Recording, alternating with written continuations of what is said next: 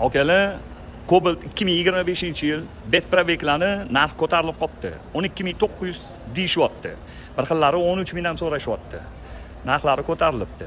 Xo'p, arzonchiroq, yuvashroq narxda Cobalt qidirayotgan aka-ukalarga atmetga qilib qo'yilib, bitta zo'ri chiqdi.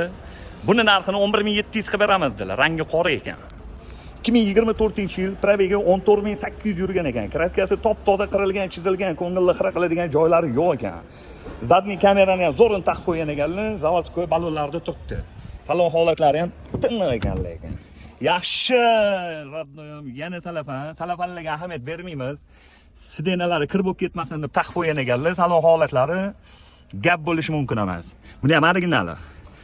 Xo'p, 2024-yil 14800 yurgan bu 4-paytli avtomat Cobaltimizni 11700 ga beraveramiz dedilar. Egalarining nomeri bemalol aloqaga chiqib kelishib barakasini bersin, so'zlasha olasizlar. Bosinglar.